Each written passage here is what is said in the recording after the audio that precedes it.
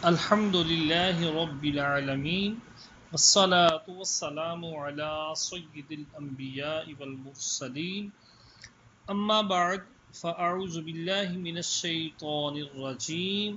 بسم اللہ الرحمن الرحیم۔ بہار شریعت کے مصنف حضرت علامہ مولانا مفتی محمد امجد علی اعظمی رحمۃ اللہ تعالی علیہ بہار شریعت کے حصہ نمبر 3 اور صفحہ نمبر 618 پر نماز کے مکروہات کا بیان ذکر کرتے ہیں، اور مکروہات کے مسائل سے پہلے کچھ احادیث کا ذکر فرماتے ہیں کہ بخاری و مسلم ابو ہریرہ رضی اللہ تعالی عنہ سے راوی حضور صلی اللہ تعالی علیہ وآلہ وسلم نے نماز میں کمر پر ہاتھ رکھنے سے منع فرمایا۔ حدیث نمبر 2 شرح السنہ میں ابن عمر رضی اللہ تعالی عنہما سے مروی کہ حضور صلی اللہ علیہ وآلہ وسلم فرماتے ہیں، کمر پر نماز میں ہاتھ رکھنا جہنمیوں کی راحت ہے، یعنی یہ یہودیوں کا فعل ہے کہ وہ جہنمی ہیں، ورنہ جہنمیوں کے لیے جہنم میں کیا راحت۔ حدیث نمبر 3 بخاری و مسلم و ابو داود اور نسائی روایت کرتے ہیں کہ ام المؤمنین صدیقہ رضی اللہ تعالی عنہا فرماتی ہیں، میں نے رسول اللہ صلی اللہ تعالی علیہ وآلہ وسلم سے نماز کے اندر ادھر ادھر دیکھنے کے بارے میں سوال کیا۔ فرمایا، یہ اچک لینا ہے کہ بندہ کی نماز میں سے شیطان اچک لے جاتا ہے۔ حدیث نمبر 4 امام احمد و ابو داود و نسائی و ابن خزیمہ و حاکم بافادہ تصحیح ابو ذر رضی اللہ تعالی عنہ سے راوی فرماتے ہیں، صلی اللہ تعالی علیہ وآلہ وسلم، جو بندہ نماز میں ہے اللہ عز و جل کی رحمت خاصہ اس کی طرف متوجہ رہتی ہے جب تک ادھر ادھر نہ دیکھے، جب اس نے اپنا منہ پھیرا اس کی رحمت بھی پھر جاتی ہے۔ حدیث نمبر 5 امام احمد باسناد حسن و ابو یعلا روایت کرتے ہیں کہ ابو ہریرہ رضی اللہ تعالی عنہ کہتے ہیں، مجھے میرے خلیل صلی اللہ تعالی علیہ وآلہ وسلم نے 3 باتوں سے منع فرمایا: مرغ کی طرح ٹھونگ مارنے، اور کتے کی طرح بیٹھنے، اور ادھر ادھر لومڑی کی طرح دیکھنے سے۔ حدیث نمبر 6 بزار نے جابر بن عبداللہ رضی اللہ تعالی عنہما سے روایت کی کہ فرماتے ہیں، صلی اللہ تعالی علیہ وآلہ وسلم، جب آدمی نماز کو کھڑا ہوتا ہے اللہ عز و جل اپنی خاص رحمت کے ساتھ اس کی طرف متوجہ ہوتا ہے، اور جب ادھر ادھر دیکھتا ہے فرماتا ہے کہ اے ابن آدم، کس کی طرف التفات کرتا ہے، توجہ کرتا ہے؟ کیا مجھ سے کوئی بہتر ہے جس کی طرف التفات کرتا ہے؟ پھر جب دوبارہ التفات کرتا ہے ایسا ہی فرماتا ہے۔ پھر جب تیسری بار بندہ متوجہ ہوتا ہے، ادھر ادھر دیکھتا ہے، اللہ عز و جل اپنی اس خاص رحمت کو اس سے پھیر لیتا ہے۔ حدیث نمبر 7 ترمذی باسناد حسن روایت کرتے ہیں کہ حضور صلی اللہ علیہ وآلہ وسلم نے انس بن مالک رضی اللہ تعالی عنہ سے فرمایا اے لڑکے نماز میں التفات سے بچ کہ نماز میں التفات ہلاکت ہے حدیث نمبر 8 تا 12 بخاری و ابو داود و نسائی و ابن ماجہ انس بن مالک رضی اللہ تعالی عنہ سے راوی فرماتے ہیں کیا حال ہے ان لوگوں کا جو نماز میں آسمان کی طرف آنکھیں اٹھاتے ہیں اس سے باز رہیں یا ان کی نگاہیں اچک لی جائیں گی۔ اسی مضمون کے قریب ابن عمر و ابو ہریرہ و ابو سعید خدری و جابر بن سمورہ رضی اللہ تعالی عنہم سے روایتیں کتب احادیث میں بالکل موجود ہیں۔ حدیث نمبر 13 امام احمد و ابو داود و ترمذی بافادہ تحسین و نسائی و ابن ماجہ و ابن حبان و ابن خزیمہ ابو ہریرہ رضی اللہ تعالی عنہ سے راوی کہ فرماتے ہیں صلی اللہ علیہ وآلہ وسلم جب کوئی تم میں نماز کو کھڑا ہو تو کنکری نہ چھوئے کہ رحمت اس کے مواجہ میں ہے، یعنی اس کے سامنے ہے، اس کی طرف متوجہ کیے ہوئے ہے۔ حدیث نمبر 14 صحاح ستہ میں معی قیب رضی اللہ تعالی عنہ سے مروی کہ حضور صلی اللہ علیہ وآلہ وسلم فرماتے ہیں کنکری نہ چھو، اور اگر تجھے ناچار کرنا ہی ہے تو ایک بار۔ حدیث نمبر 15 صحیح ابن خزیمہ میں مروی ہے کہ جابر رضی اللہ تعالی عنہ کہتے ہیں میں نے حضور صلی اللہ علیہ وآلہ وسلم سے نماز میں کنکری چھونے کا سوال کیا، فرمایا ایک بار، اور اگر تو اس سے بچے تو یہ 100 اونٹنیوں سیاہ آنکھ والیوں سے بہتر ہے۔ حدیث نمبر 16 اور 17 مسلم ابو سعید خدری رضی اللہ تعالی عنہ سے راوی فرماتے ہیں صلی اللہ علیہ وآلہ وسلم جب نماز میں کسی کو جماہی آئے تو جہاں تک ہو سکے روکے کہ شیطان منہ میں داخل ہو جاتا ہے۔ اور صحیح بخاری کی روایت ابو ہریرہ رضی اللہ تعالی عنہ سے ہے کہ فرماتے ہیں جب نماز میں کسی کو جماہی آئے تو جہاں تک ہو سکے روکے اور ہاں نہ کہے کہ یہ شیطان کی طرف سے ہے، شیطان اس سے ہنستا ہے۔ اور ترمذی و ابن ماجہ کی روایت انہی سے ہے۔ اس کے بعد فرمایا کہ منہ پر ہاتھ رکھ دے۔ حدیث نمبر 18 اور 19 امام احمد و ابو داود و ترمذی و نسائی و دارمی کعب بن عجرہ رضی اللہ تعالی عنہ سے راوی کہ فرماتے ہیں صلی اللہ علیہ وآلہ وسلم جب کوئی اچھی طرح وضو کر کے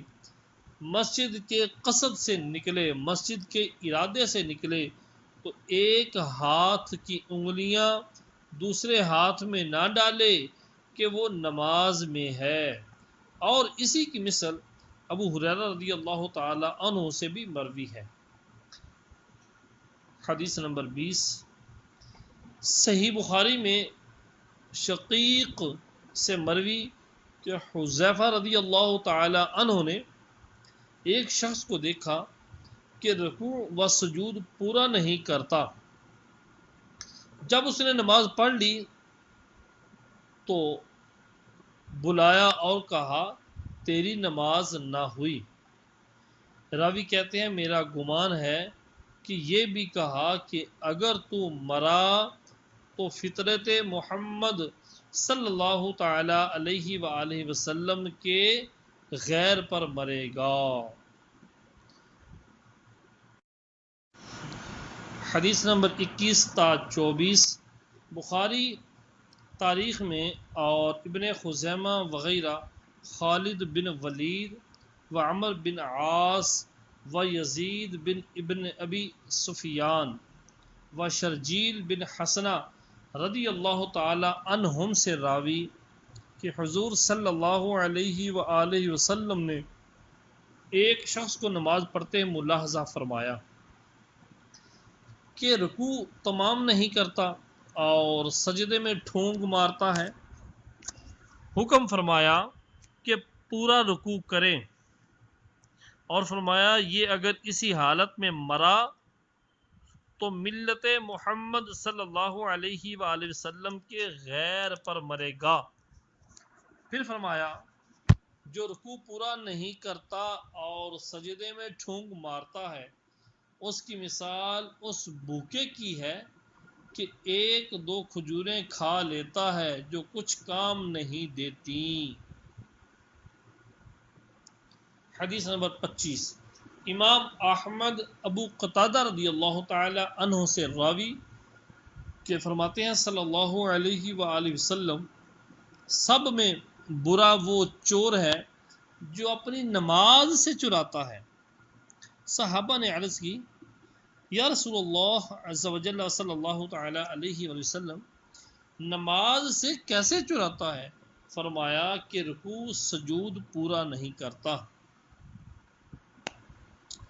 اللہ اکبر۔ اس حدیث مبارکہ کے تحت مفتی احمد یار خان نعیمی رحمۃ اللہ تعالی علیہ فرماتے ہیں کہ چور دو طرح کے ہیں، ایک دنیاوی چور اور ایک آخرت کا چور۔ دنیاوی چور جو ہوتا ہے وہ اگر چوری کرتا ہے تو کچھ نہ کچھ مال تو پاتا ہے اگرچہ گناہ کرتا ہے، لیکن نماز کا چور ایسا ہے کہ کچھ ہاتھ بھی نہیں آتا اور اپنی نماز بھی برباد کر دیتا ہے۔ حدیث نمبر 26، امام مالک و احمد نعمان بن مرہ رضی اللہ تعالی عنہ سے راوی کہ رسول اللہ صلی اللہ تعالی علیہ وسلم نے حدود نازل ہونے سے پہلے صحابہ کرام سے فرمایا، حدود سے مراد حدیں، شرابی کی حد، زانی کی حد، کوڑے وغیرہ جو ہے، کہ شرابی اور زانی اور چور کے بارے میں تمہارا کیا خیال ہے؟ سب نے عرض کی اے اللہ و رسول عز و جل صلی اللہ تعالی علیہ وسلم خوب جانتے ہیں کہ اللہ تعالیٰ اور اس کا نبی خوب جانتے ہیں۔ فرمایا یہ بہت بری باتیں ہیں شرابی، زانی اور چور کے بارے میں، اور ان میں سزا ہے، اور سب میں بری چوری وہ ہے کہ وہ اپنی نماز سے چرائے۔ عرض کی یا رسول اللہ عز و جل و صلی اللہ تعالی علیہ وآلہ وسلم نماز سے کیسے چرائے گا؟ فرمایا یوں کہ رکوع و سجود تمام نہ کرے، یعنی پورے نہ کرے۔ اسی کی مثل دارمی کی روایت میں بھی ہے۔ حدیث نمبر 27، امام احمد نے طلق بن علی رضی اللہ تعالی عنہ سے روایت کی کہ حضور صلی اللہ علیہ وسلم نے فرمایا اللہ عز و جل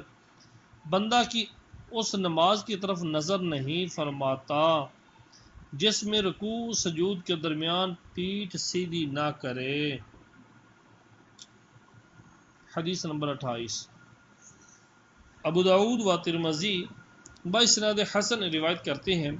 کہ انس رضی اللہ تعالی عنہ فرماتے ہیں ہم رسول اللہ صلی اللہ تعالی علیہ وسلم کے زمانہ میں دروں میں کھڑے ہونے سے بچتے تھے۔ دوسری روایت میں ہے ہم دھکا دے کر ہٹائے جاتے۔ حدیث نمبر 29، ترمذی نے روایت کی کہ ام المؤمنین ام سلمہ رضی اللہ تعالی عنہا کہتی ہیں ہمارا ایک غلام افلاح نامی جب سجدہ کرتا تو پھونکتا، فرمایا اے افلاح اپنا منہ خاک آلود کر۔ حدیث نمبر 30، ابن ماجہ نے امیر المؤمنین حضرت علی المرتضیٰ شیر خدا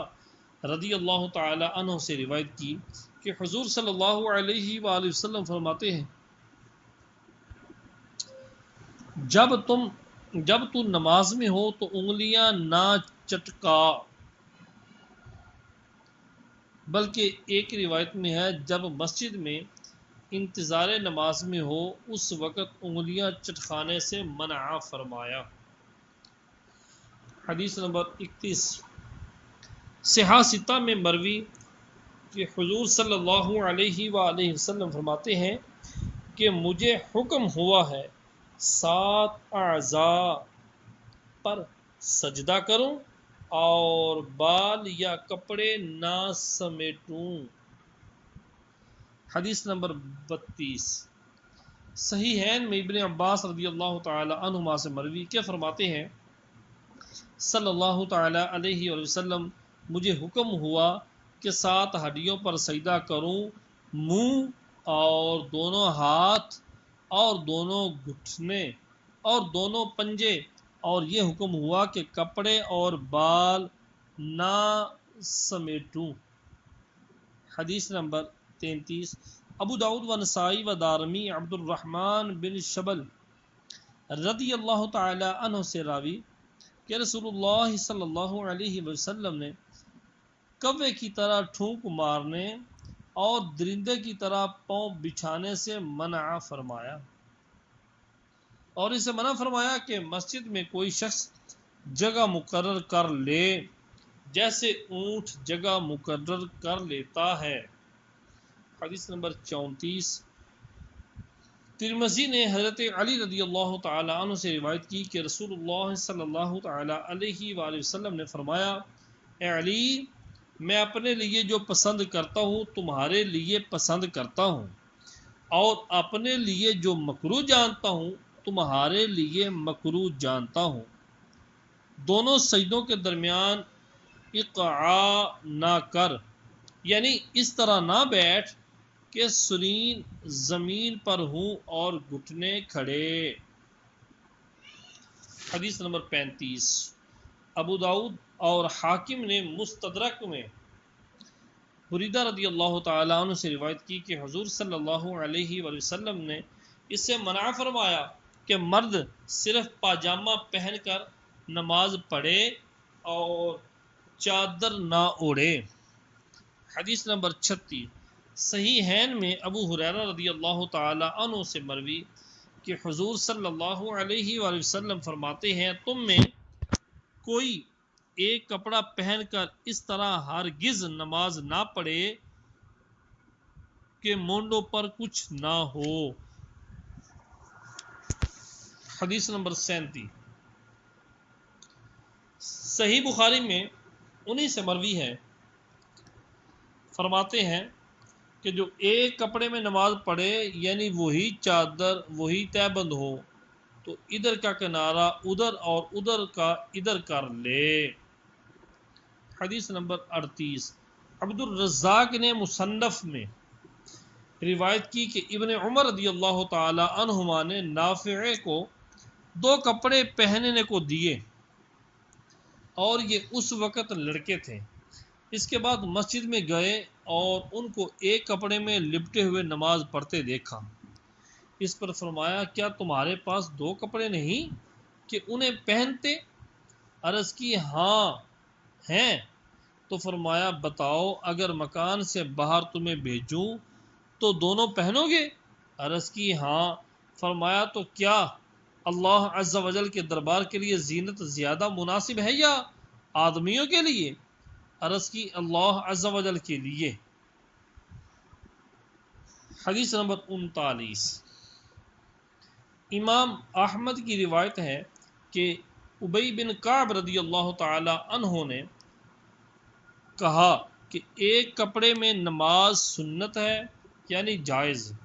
کہ ہم حضور صلی اللہ علیہ وآلہ وسلم کے زمانہ میں ایسا کرتے اور ہم پر اس بارے میں عیب نہ لگایا جاتا۔ عبداللہ بن مسعود رضی اللہ تعالی عنہ نے فرمایا یہ اس وقت ہے کہ کپڑوں میں کمی ہو اور جو اللہ تعالی نے وسعت دی ہو تو 2 کپڑوں میں نماز زیادہ پاکیزہ ہے۔ حدیث نمبر 40 ابو داؤد نے عبداللہ بن مسعود رضی اللہ تعالیٰ عنہ سے روایت کی کہ حضور صلی اللہ علیہ وآلہ وسلم نے فرمایا جو شخص نماز میں تکبر سے تہ بند لٹکائے، اے اللہ عز و جل اس کی رحمت حل میں ہے نہ حرم میں۔ حدیث نمبر 41۔ ابو داؤد ابو ہریرہ رضی اللہ تعالیٰ عنہ سے راوی کہ ایک صاحب تہ بند لٹکائے نماز پڑھ رہے تھے، ارشاد فرمایا جاؤ وضو کرو، وہ گئے اور وضو کر کے واپس آئے۔ کسی نے عرض کی یا رسول اللہ عز و جل و صلی اللہ تعالی علیہ وآلہ وسلم کیا ہوا کہ حضور صلی اللہ علیہ وآلہ وسلم نے وضو کا حکم فرمایا؟ ارشاد فرمایا وہ تہ بند لٹکائے نماز پڑھ رہا تھا اور بے شک اللہ عز و جل اس شخص کی نماز نہیں قبول فرماتا، اور بے شک اللہ عز و جل اس شخص کی نماز قبول نہیں فرماتا جو تہ بند لٹکائے ہوئے ہو، یعنی اتنا نیچے کہ پاؤں کے گٹے چھپ جائیں۔ شیخ محقق محدث دہلوی رحمۃ اللہ تعالی علیہ لمعات میں فرماتے ہیں، اشعۃ اللمعات میں، کہ وضو کا حکم اس لیے دیا کہ انہیں معلوم ہو جائے کہ یہ معصیت ہے، گناہ ہے، کہ سب لوگوں کو بتا دیا تھا کہ وضو گناہوں کا کفارہ ہے اور گناہ کے اسباب کا زائل کرنے والا۔ حدیث نمبر 42۔ ابو داؤد ابو ہریرہ رضی اللہ تعالی عنہ سے راوی کہ حضور صلی اللہ علیہ وآلہ وسلم نے ارشاد فرمایا جب کوئی نماز پڑھے تو دائیں طرف جوتیاں نہ رکھے اور بائیں طرف بھی نہیں کہ کسی اور کی داہنی جانب ہوں گی، مگر اس وقت کہ بائیں جانب کوئی نہ ہو، بلکہ جوتیاں دونوں پاؤں کے درمیان رکھے۔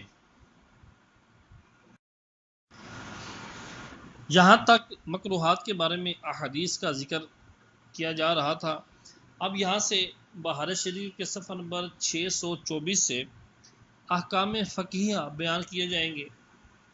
کہ وہ چیزیں جن کا نماز میں کرنا مکروہ ہے۔ نمبر 1، کپڑے یا داڑھی یا بدن کے ساتھ کھیلنا مکروہ ہے۔ کپڑا سمیٹنا، مثلا سجدے میں جاتے وقت آگے یا پیچھے سے اٹھا لینا، اگرچہ گرد سے بچانے کے لیے کیا ہو، اور اگر بلا وجہ ہو تو اور زیادہ مکروہ۔ نمبر 3، کپڑا لٹکانا، مثلا سر یا مونڈے پر اس طرح ڈالنا کہ دونوں کنارے لٹکتے ہوں، یہ سب مکروہ تحریمی ہے۔ مسئلہ، اگر کرتے وغیرہ کی آستین میں ہاتھ نہ ڈالے، آستین میں اگر کرتے وغیرہ کی جو آستین ہے اس میں ہاتھ نہ ڈالے بلکہ پیٹھ کی طرف پھینک دی، جب بھی یہی حکم ہے کہ مکروہ تحریمی ہے۔ مسئلہ، رومال یا شال یا رضائی یا چادر کے کنارے دونوں مونڈوں سے لٹکتے ہوں، یہ ممنوع مکروہ تحریمی ہے، اور ایک کنارہ دوسرے مونڈے پر ڈال دیا اور دوسرا لٹک رہا ہے تو حرج نہیں، اور اگر ایک ہی مونڈے پر ڈالا اس طرح کہ ایک کنارہ پیٹھ پر لٹک رہا ہے دوسرا کنارہ پیٹ پر، جیسے عموماً اس زمانہ میں مونڈوں پر رومال رکھنے کا طریقہ ہے، تو یہ بھی مکروہ ہے۔ مسئلہ، کوئی آستین آدھی کلائی سے زیادہ چڑھی ہوئی، آدھی کلائی سے زیادہ آستین اگر چڑھی ہوئی ہو یا دامن سمیٹے نماز پڑھنا بھی مکروہ تحریمی ہے، خواہ پہلے سے آستین چڑھی ہو یا نماز میں چڑھائی ہو۔ اگر آدھی کلائی سے زیادہ چڑھی ہو تو نماز مکروہ تحریمی ہے۔ مسئلہ، شدت کا پخانہ پیشاب معلوم ہوتے وقت یا غلبہ ریاح کے وقت ریح کی شدت ہے اس وقت نماز پڑھنا مکروہ تحریمی ہے۔ حدیث میں ہے جب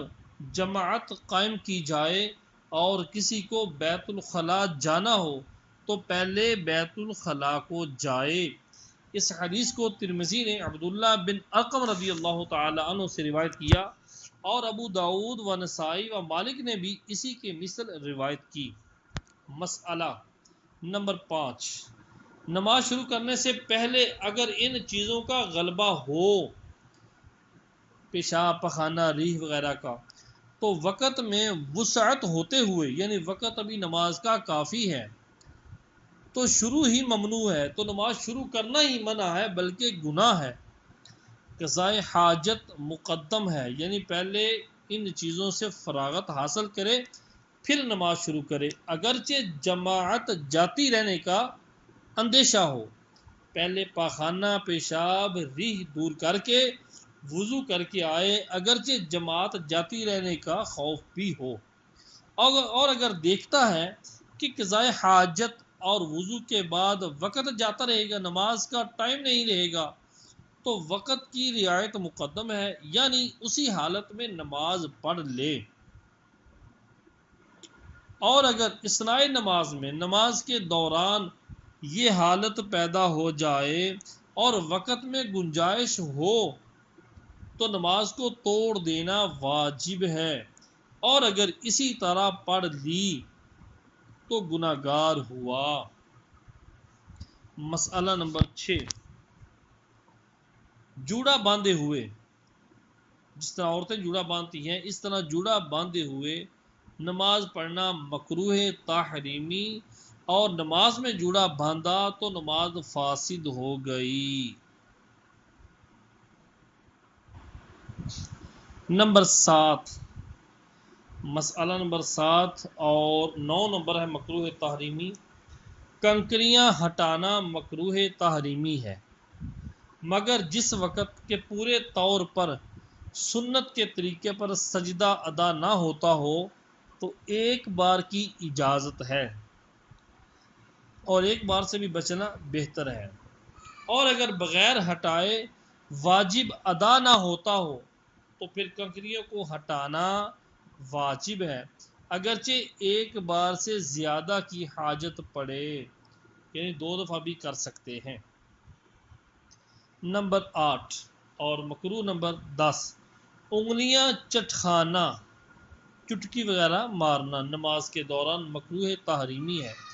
انگلیوں کی کینچی باندھنا یعنی ایک ہاتھ کی انگلیاں دوسرے ہاتھ کی انگلیوں میں ڈالنا مکروہ تحریمی ہے۔ مسئلہ نمبر 9، نماز کے لیے جاتے وقت اور نماز کے انتظار میں بھی یہ چیزیں، چٹکیاں مارنا، کینچی بنانا، یہ دونوں چیزیں مکروہ ہیں، اور اگر نہ نماز میں ہے نہ نماز کے توابع میں یعنی نہ نماز کے انتظار میں تو کراہیت نہیں، جب کہ کسی حاجت کے لیے یہ ہوں۔ نمبر 10، کمر پر ہاتھ رکھنا مکروہ تحریمی ہے، نماز کے علاوہ بھی کمر پر ہاتھ رکھنا نہیں چاہیے۔ مسئلہ نمبر 11 اور مکروہ نمبر 13، ادھر ادھر منہ پھیر کر دیکھنا مکروہ تحریمی ہے، کل چہرہ پھر گیا، مکمل چہرہ پھر گیا ہو یا بعض، اور اگر منہ نہ پھیرے صرف کنکھیوں سے، ڈیلوں سے ادھر ادھر بلا حاجت دیکھے تو مکروہ تنزیہی ہے، یعنی گناہ نہیں ہے، ناپسندیدہ ہے، اور نادراً کبھی کبھار کسی غرض صحیح سے اگر ایسا ہو کہ ڈیلوں کو پھیر کے دیکھا ہے تو اصلاً حرج نہیں۔ نگاہ آسمان کی طرف اٹھانا بھی مکروہ تحریمی ہے۔